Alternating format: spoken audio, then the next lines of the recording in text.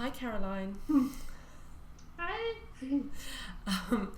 So we thought, didn't we, that this is our first time of doing this. So we thought it would be a really good idea for all the people that are following you to get a really good overview constantly of how you're going and what you're doing and how your week's gone. So we're going to do these little catch-ups once a week and find out how the journey for both of us is gonna go. So I guess if we both, but hopefully everyone will bear with us because we've not done this before. We're going to get brilliant at it. By the time we finish, we're going to be amazing.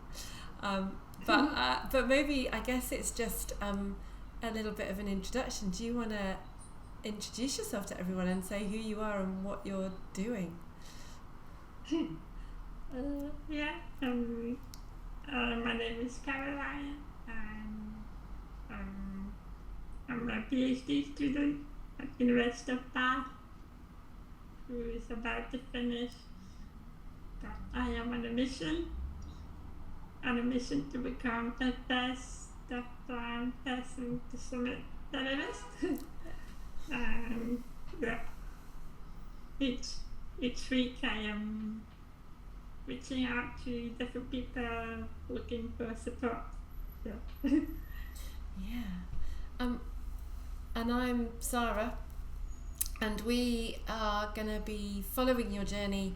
We're doing lots of trying to make a film together, aren't we, to document your journey and also to inspire other people, because it's such a great journey. That hopefully we will inspire other people to just do it, just to get out there and do it and not be afraid and seize the moment, but also to inspire other deaf-blind people maybe, or other people who don't feel that getting in the outside is for them. There's all sorts of things that we want to do with the film, isn't there? Together and show. So my first question today is, and I think this will be the further question that we'll always ask, is who have you met? But this time, because we haven't done this before, who have you met this month? I need to look at my diary. Okay. A lot has going on. Can you hear the machine? The vending machine? No, I can't. But I'm loving the sunshine. It's really nice. It's like you're kind of somewhere really sunny. It's beautiful. That's great.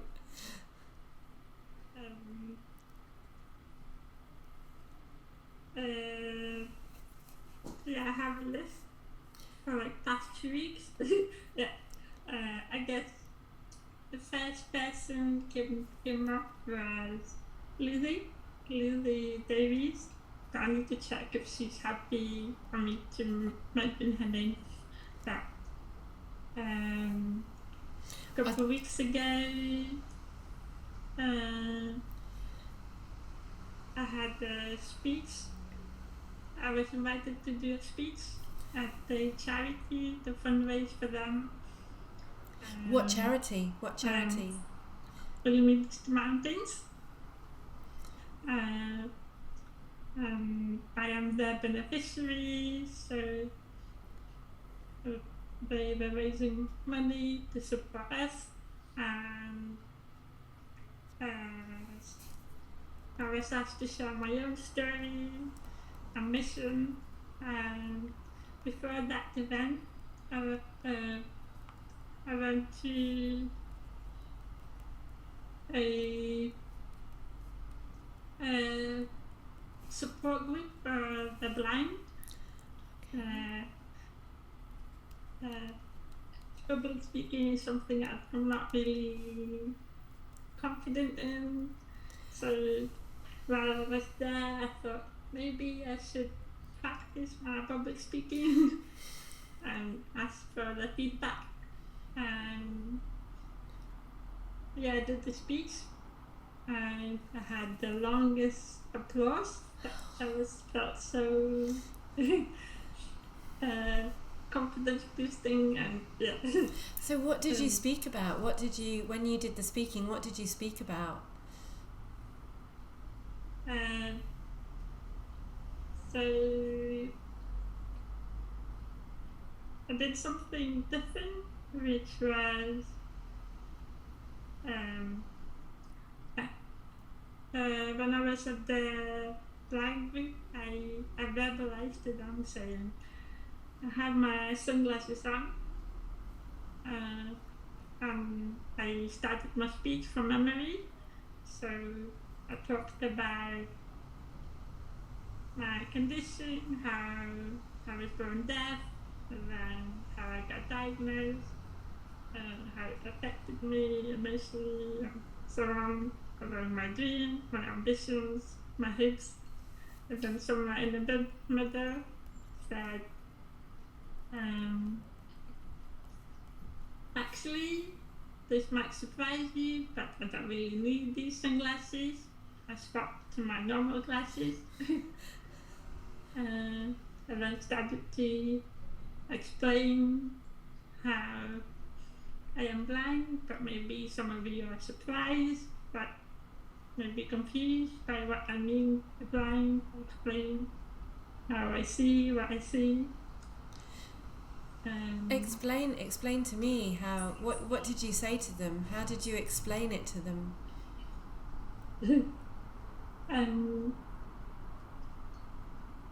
I mostly talked about how a lot of people assume that blind is completely blind, like can't see anything, or you wear sunglasses, you always have your guide dog or a cane. But I explained to them that it's that everyone experiences. There's lots of different types of blindness. Some are completely blind, some have a very, very tunnel vision, some have opposite. So what's it like for you though? Sorry? What's it like for you? Yeah, I have a tunnel vision, very, very narrow tunnel vision. It's quite hard for me to explain what I see because it's quite normal. Like it doesn't look obvious in my eyes that I don't see well. My acuity is quite poor, so I can't tell if I take off my glasses how badly I can't see. But I can't tell how badly my tunnel vision is. It's not like black. Maybe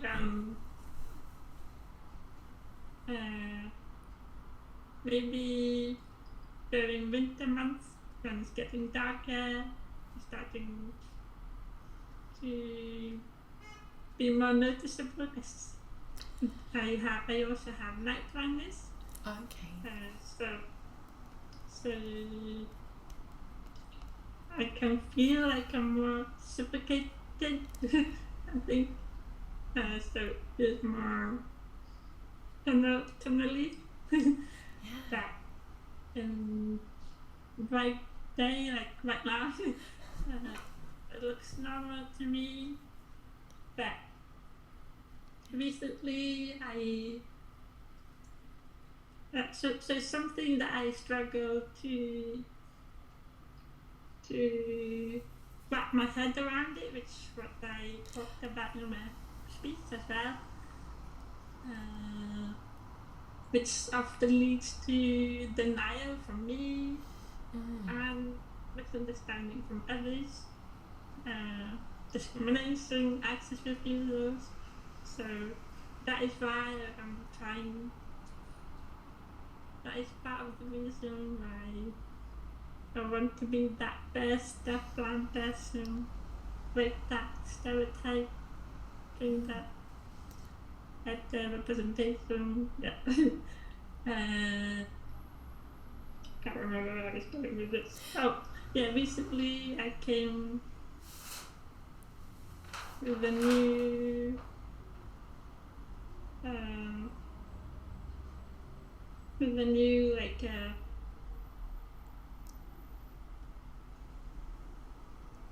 like a better understanding, a better way of describing what I see, which is, have you ever tried to scan a QR code with your phone? Yeah. And your phone can see the QR code, but it just doesn't show the link. Oh, and it just sort of spins and doesn't do anything, or it goes backwards and forwards, and it's just yeah. So I feel like it's very similar to that. Like my eyes can see what's going on in front of me, but just doesn't process. Because it's so my vision is so narrow. It's hard to process. Yeah. So is it like, is that blindness very much it's connected to your brain in that way as well? So it's kind of that your eyes are seeing, but your brain isn't processing what your eyes are seeing as quickly as, say, a fully sighted person is. So say, I've got glasses on, but they're just reading glasses.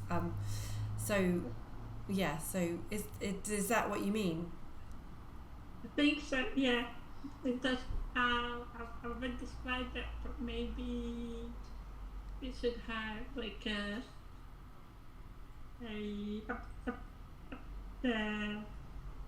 optometrist, sight specialist explain it more for me. But yeah, I think that is in simple words. That's how I make sense of it. Yeah. Okay, that's a great way of describing it. So did you is that how you described it to them when you met them at the blind support group? Yeah, I explained it. I did a speech, and they gave me a very long applause, and then they were like, "Yeah, you should do that. You should say it." Like a lot of people get misunderstanding as well. Like, they may not look blind or visually impaired, but they still need that help. And they said that I explained it really well, so yeah, it was very confidence boosting. And then one of them, she was like, "Can I invite you to my home? And can we do public speaking sessions?" Oh. I'm like, "Wow, yes." Brilliant. So she's gonna give you coaching in public speaking. Yeah. She's a retired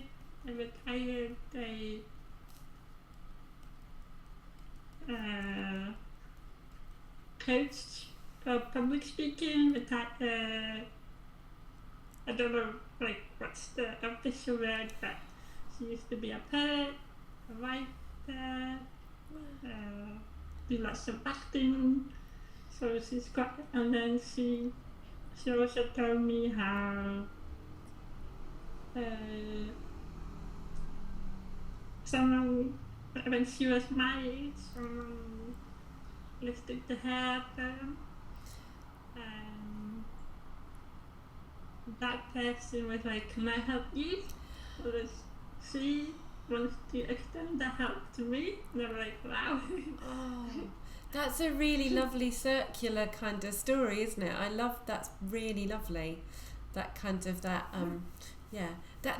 your journey is full of that. Your journey is full of that. When it gets to my turn to tell you who I met this week, you're going to think that there's another circular twist in our story here again. But I'm gonna come on to that later. So is the lady that you met, is she also blind then? as well, or what was she doing there? She is starting to lose her sight. She recently got diagnosed with, I can't remember, but yeah, Okay. she's losing her sight. Okay, that's really interesting. Did you feel like there was a connection with you there because you weren't born blind, and that you've sort of started, that your sight has started to go, and kind of that the ushers has kind of started? Did you feel there was a nice connection there with her? Sorry? Did you feel there was a connection with her because your sight is, you weren't born blind, you were, your sight is something that is disappearing, and because she's recently been diagnosed and her sight is kind of getting worse, do you feel that she felt a connection to you because of that as well? Yeah. I am like, I think like you go in stages of acceptance or grief. So I feel like I am a bit further than her. Like she's currently grieving, but yeah, like I feel like we help each other some ways. Like me being here for her in her early stages, while she's helping me with the public speaking. Yeah. Yeah, because talk to me a bit about that. Just really kind of, as you've sort of said about it now, talk to me a little bit about that grief that you think that you talked about going through when you were diagnosed, kind of, and when you started losing your sight, and that you sort of were saying people kind of go through that process kind of with it. Talk to me a little bit about that.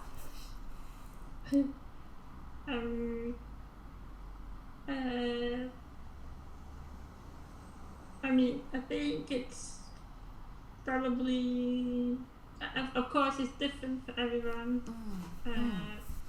Yeah, it seems like there seems like some pattern between all of us when you get diagnosed.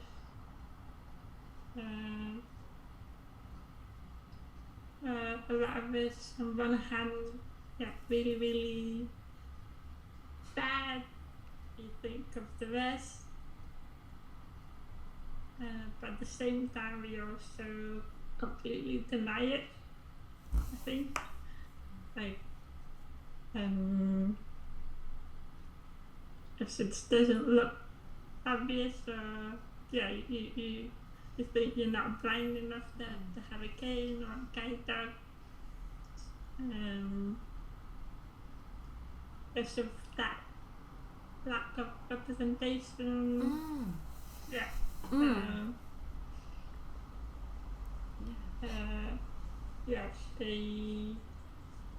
It takes a while, like to know. No, you can't have that support straight away. I had, like, that's how I met my best friend as well. I had a guy that with me at the blind social group, and she was really surprised that we were at the same stage of sight loss, but she was surprised that I was with the guide dog. We didn't realize that she can have one of that, like, yeah. Okay. Yeah, and it is about that. It's about that representation, isn't it? And it's about that kind of, if you are coming into contact with people who are somewhere on that journey, or kind of, or are, that you can relate to. Because I remember you talking about this we talked about this before. That actually there was nobody. You've not found any role models or anybody out there. So that thing, almost like you're talking about, is like imposter syndrome, isn't it? Because it's like, well, but nobody else has this. No one feels like this. So why do I feel this way? And is that something that you really want to kind of, by doing something quite public, by doing something quite big, do you think kind of one of the things that will happen is that hopefully you'll be able to provide somebody, a role model, or somebody that people can look to?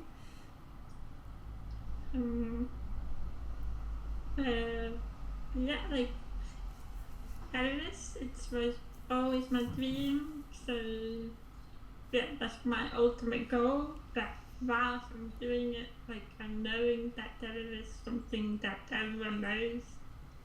Like, why not do something more? So yeah, I want to make most of it and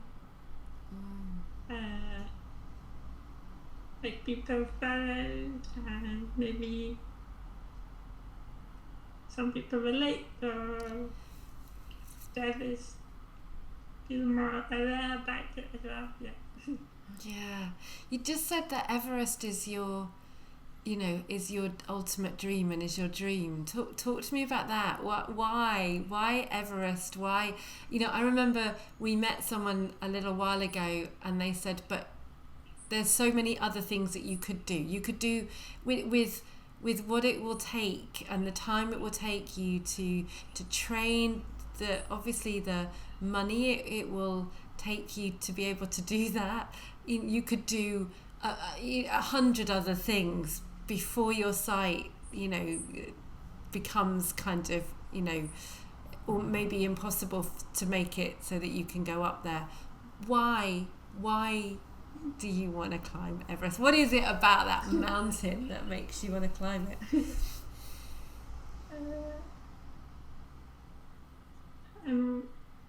In a way, it's like a loop, like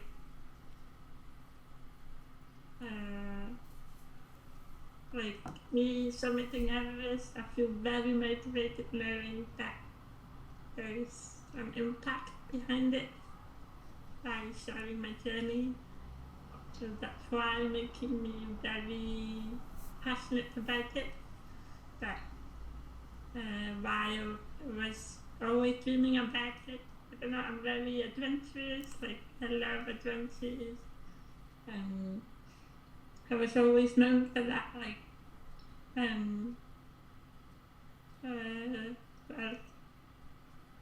I was going to say something else. Also, there's it's not just about the Everest, but the whole journey. Like, I am loving the I can't just go to Everest straight away. I have to go to smaller mountains, so it's like there's a huge package. Yeah. And I'm loving how I get to meet people. That whole journey. Yeah, but what is it about? Everest is big and Everest is scary. And when you first told me about doing it, I kind of said, "Oh, that's great," but people die doing that, and they're sighted and aren't facing the challenges that you're facing, and all of those things. And we talked kind of about that, but tell me a little bit about that, about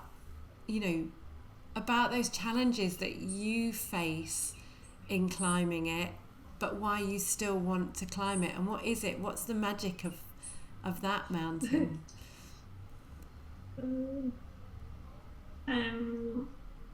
I mean, when I started to study, I specialists told me to take every opportunity I get.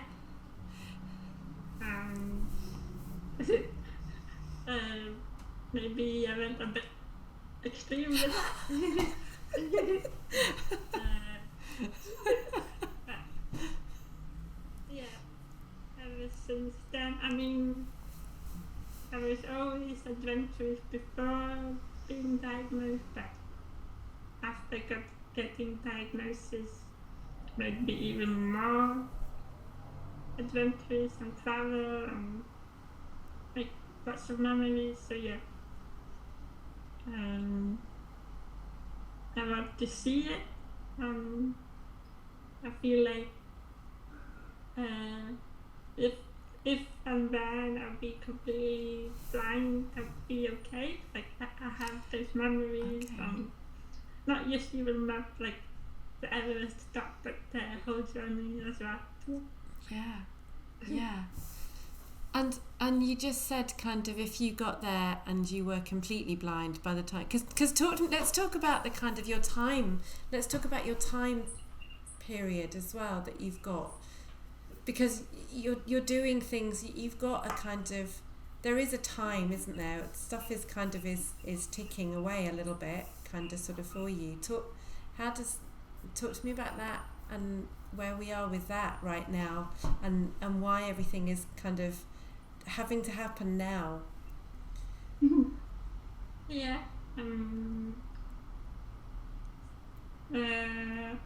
With Usher syndrome, my condition, you can't really predict how fast or if I will lose my faith completely.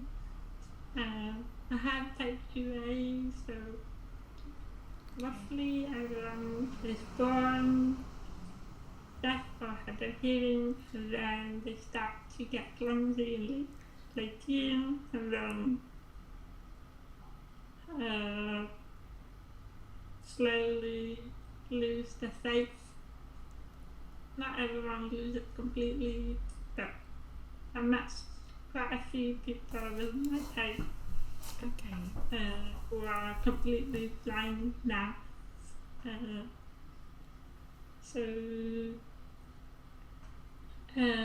Yeah, I want to go now, like, but I still have my sight. And then recently I went to eye test. Okay. My glasses are starting to get wonky again. I also need ski goggles for the next milestone. So she did the yearly test, and every year I hear the same thing, like, yeah, your eyes are getting worse, but it's okay, it'll stabilize. But this time I could hear her voice getting serious. She said, there's a big difference now, so you should have half of prescription rather than full. Okay. It might not adjust.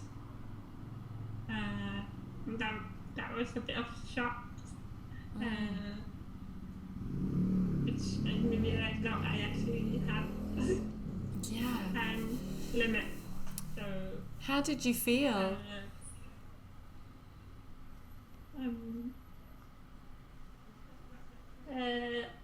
I was crying in the evening the next day. I tried to film myself crying for the film, but I couldn't, like, I felt weird. Yeah, it's a personal moment, isn't it? It's, yeah.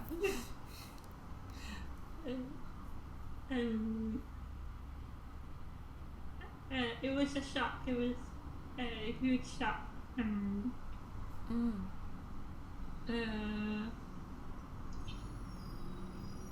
then I bounced back and feel okay now. These things, you just have to keep going. Yeah. It's not, yeah. I was going to say.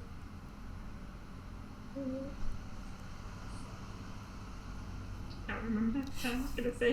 I have a couple of other questions that and it's kind of a funny one, isn't it? Because we're doing this as a bit of a catch-up. I'm going to be asking you questions that you know that I already know the answer to, but I'm just asking you again.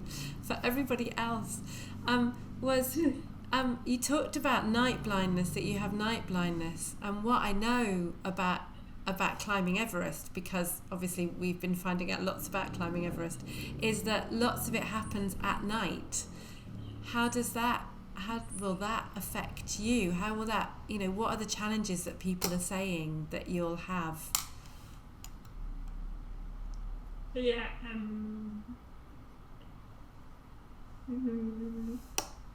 my next milestone is summiting the peak. So that would be a good mountain to start properly preparing for Everest. So maybe there'll be an opportunity for me to climb during night. I'm not sure if you will. Okay. But yeah, I can't see anything at all at night. Wow. So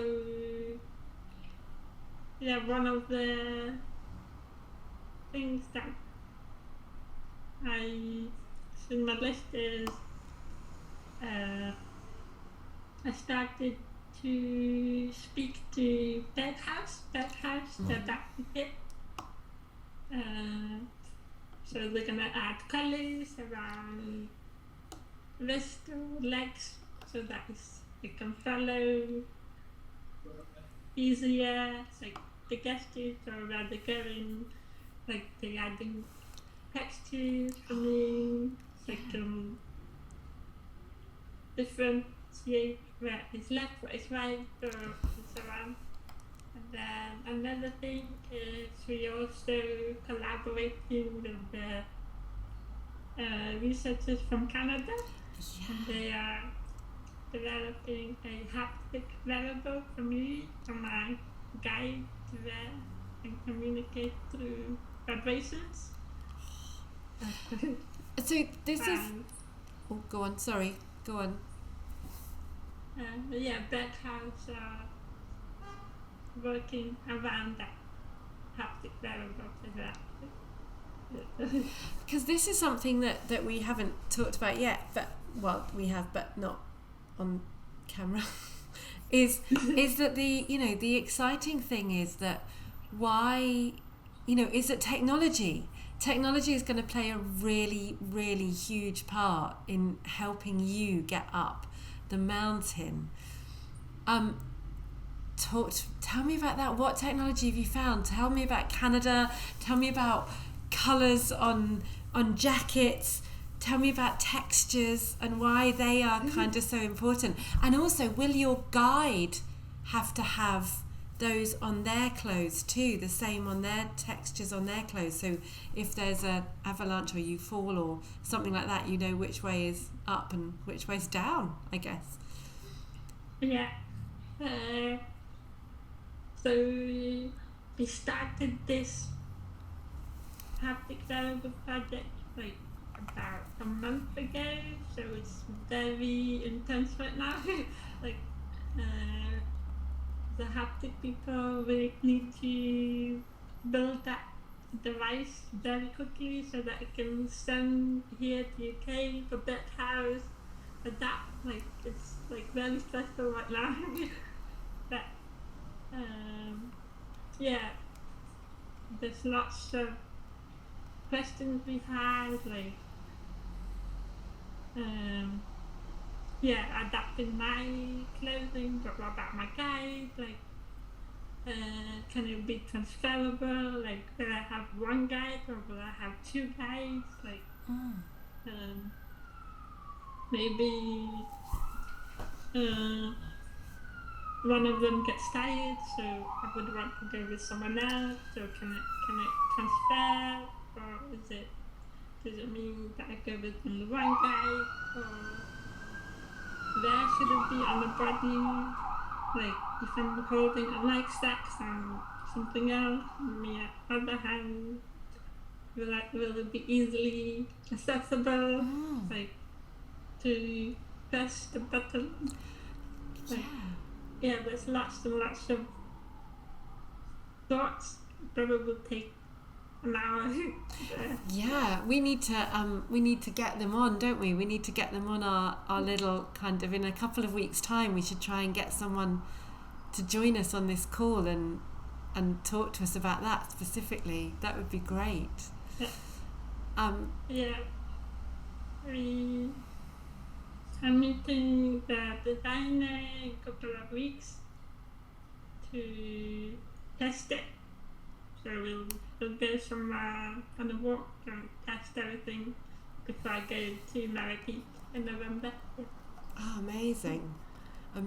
A testing walk. That sounds great. But also, yeah, we need to get them to kind of to come on and talk to us about the haptic technology and what they can do with it and what those applications are and what because they've developed it from something else. It wasn't designed specifically for climbing, was it?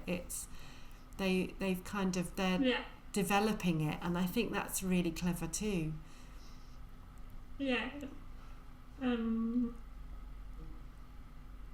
it comes to mountains, we also have to consider about like durability, like is it lightweight, will it last, will it survive in cold and snow and everything, so it has to be very, very simple technology. So will it be affected by altitude?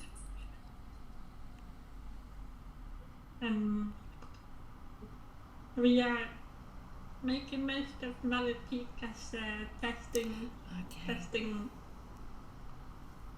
mountain for the next year. It's not going to be perfect. It's very, don't have much time, but we will prepare for the next mountain next year. Yeah. That's great, because it's going to be, we know it's going to be really cold at Marrakech this time because it's November. You're going to be going, and so it's going to be a real baptism of fire or snow and ice to like for both you and all of the kit and everything. That's crazy. We're going to come back into other people that you met kind of this week, this month. Talk to me about Marrakech then. Tell me about Marrakech. Who have you met and who is it that you're going to be going to Marrakech with?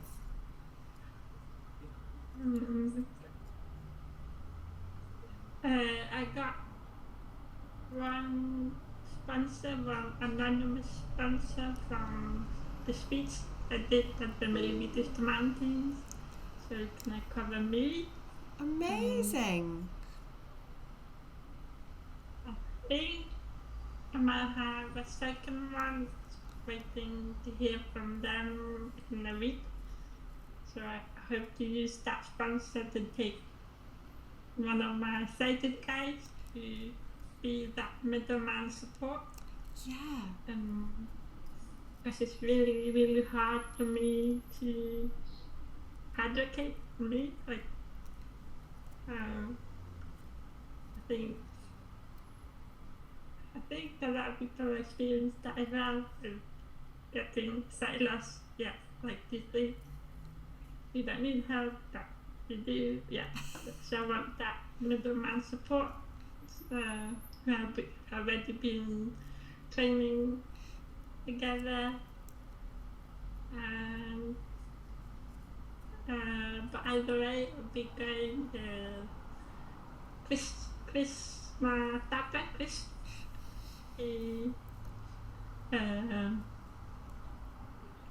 ex Gregor. He's great.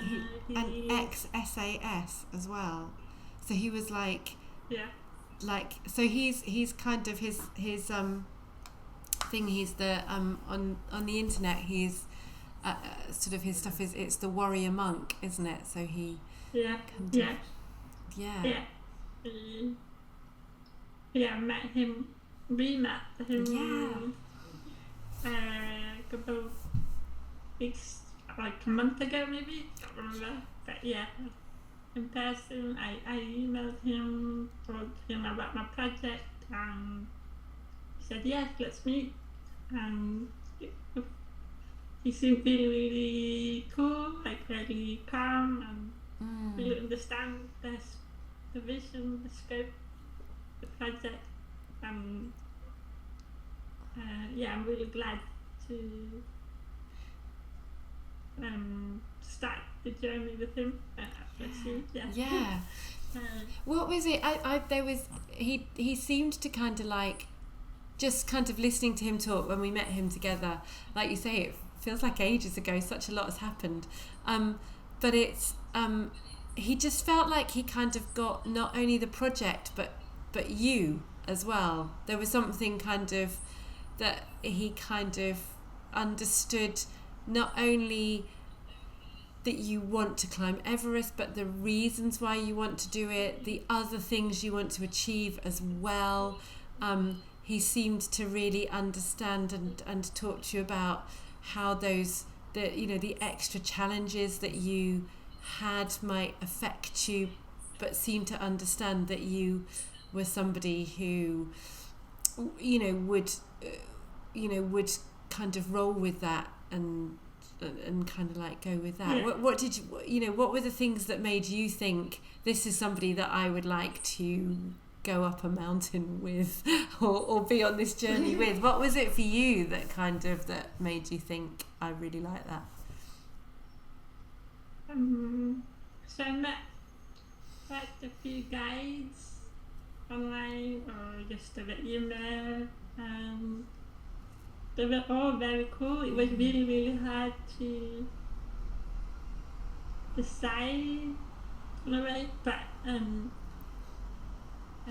one guy, he said he climbed mountain with like completely blind. So he has the experience, that's cool. And then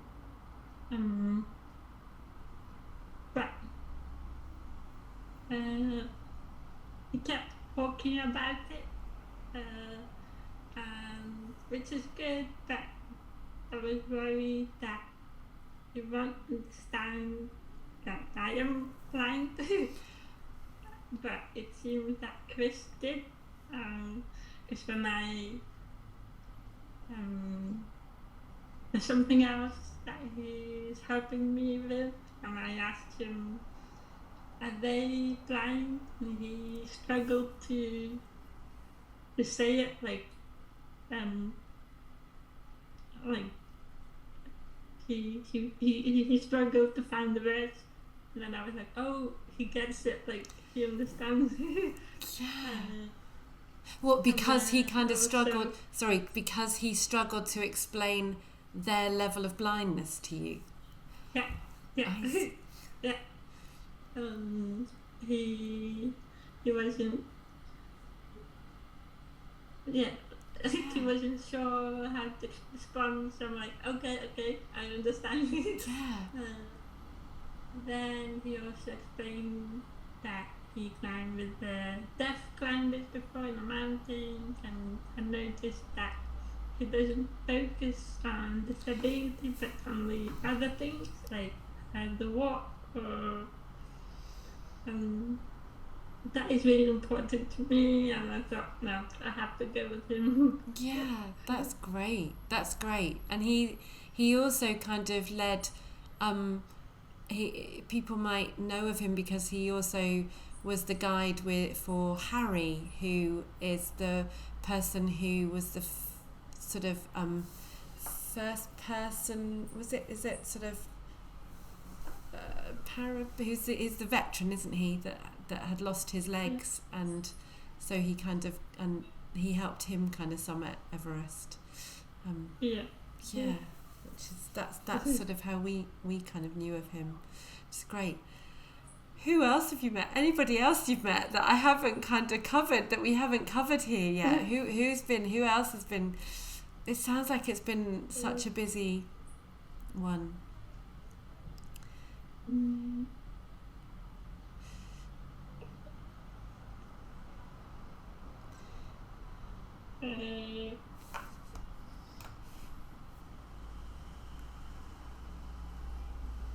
went to the North Face shop to speak to the manager, and then I showed them my Backlight magazine article, and then told I was wearing my passenger jumper. I was like, look, I am sponsored by Passenger. Talking all about the project, and the manager was like, oh wow, we have to sponsor you. Amazing. So he sent all the details to the higher guys, but yeah, haven't. Yeah. That's so cool. That was cool. That's cool. I also spoke to sunglasses brand. Brilliant. One of you sent me a list of brands that reached out after something to ChatGPT. And one of them I never heard of, that emailed, and they responded very quickly, and then they were like, let me know what glasses I want, and then we'll add the prescription. I was going to say, do you need to have, so you need to have, not only do you need to have them as snow goggles or glasses, you need to have your specific prescription put onto them, don't you? And will it, is there something that might change in that prescription when you are in a mountain situation? Does anything kind of change there? Is there anything weird, or I don't know, I suppose you're just trying that. I know that sounds like a strange thing, but I don't know. When I went to the local opticians, they said there's no, because it's so thick now, it's so bad. I have fewer options of getting normal glasses, so it's even harder to get sports glasses.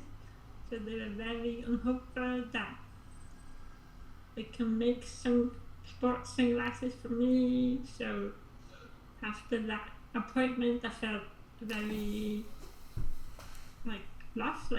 Wait, how do I go to the mountains with no sunglasses? But I emailed directly to the brand who does sport glasses, and they said, no, we can do it for you. Who? Come on, let's name check that brand. Who is it? Cébé. It's a French brand. Okay. We'll put some links underneath things. If we put this, when we put this up, we'll put some links underneath things. Yep. Yeah. That's cool. I mean, I do have two brands. One, Everest Sports, British brand. But I think Cébé wants to do it. Okay. I'll double check. Haven't heard this week. Okay. I think, that's cool. That's cool. So that's amazing. You keep kind of, I keep going like, you're like, no, I haven't met anyone else, and you're like, oh, and then there were these people, these really cool, amazing people who were gonna help me, and I did this really cool, amazing thing that's there. The other thing so do you want to know who I met this week? It's not as exciting. I feel really bad. It's not as exciting, and it sort of is, and it sort of isn't. So I had a meeting and spoke to the person who Chris put us in touch with about filming in Nepal, and about Nepalese filming and filming kind of, and we had a really good, so someone called, oh my god, this is really bad. Okay, what this is that you're watching right now is menopause brain, everybody. This is really awful. And I'm just gonna find her name now. But the person that I met, who was brilliant, she, hang on, Shanta. Yeah, I thought it was Shanta. So, Shanta. And she is the founder of the Shanta Nepali Foundation, and she organises filming in sort of on at Everest, and things that are at altitude and that are both in Everest and kind of in all of those Nepalese kind of altitude filming. She organises and works kind of to help organise that.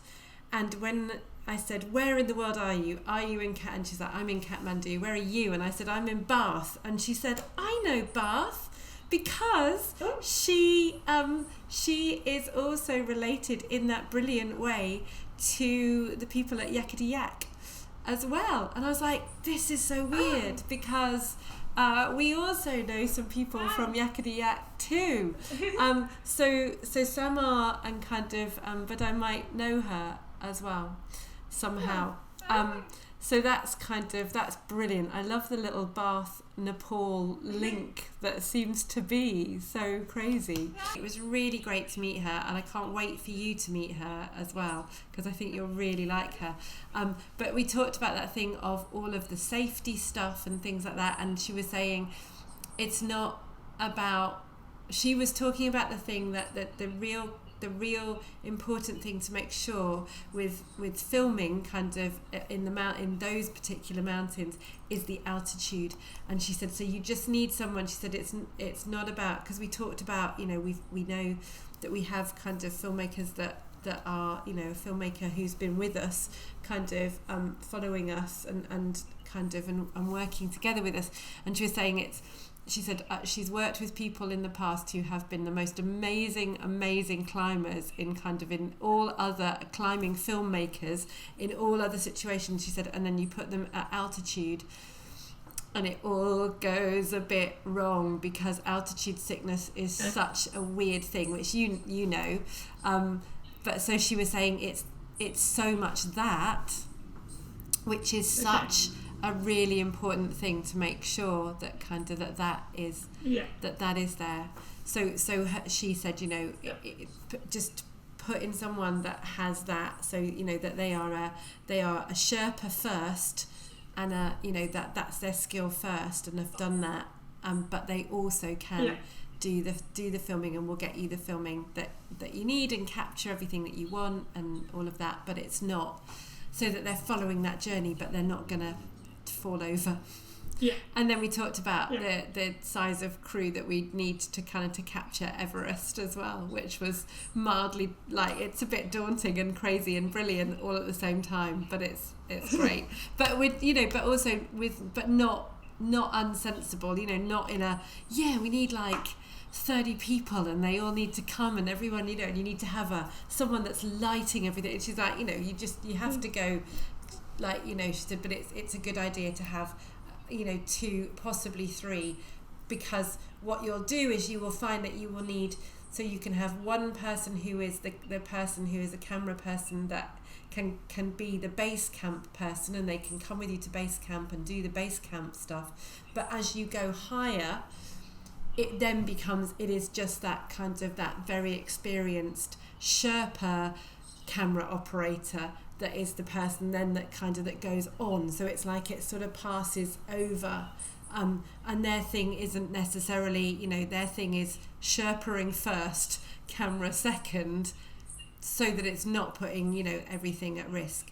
But she also deals with all of the permits and the filming permits and all of those sort of things that would be needed. But she's saying, we need to start thinking about that, like, now, which is just like, okay, it's great, which we knew that, didn't we? We know that that's kind of that's absolutely fine. That's good.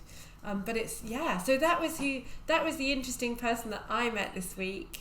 And she was, and I can't wait for you to meet her. We'll try and sort of we'll try and, like, if we're going to do these kind of lovely little catch-ups and put them out to keep people it would be nice to have other people join us, wouldn't it? And kind of kind of come on board and kind of and chat to us. So we do a little chat kind of there. I think we should probably finish now. I think we've kind of done so much. I think it's kind of it's really interesting to kind of find out where you are. That's been huge. The next one we do will be much shorter because we won't need to recap. I feel like we did a pilot of this kind of, and we'll have to sort of there'll be bits that we'll need to edit out and stuff. It's kind of, but well done us. Well done us. I think we did really well. Okay. This has been brilliant. Thank you. It's been so good to catch up, and I really hope that our little pilot chat is in some way interesting to somebody and they will listen to us. Is there anything you'd like to say? Anything else you want to say to sum up? How's it been for you? How have you liked doing this? Has it been okay?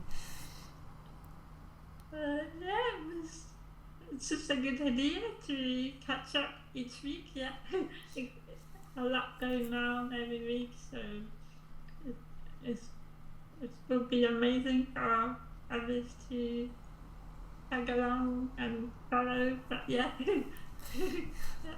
That's cool. Okay, right. Well, I'm going to let you get on with the rest of your week, and I can't wait to hear who you talk to next week. It's going to be so exciting.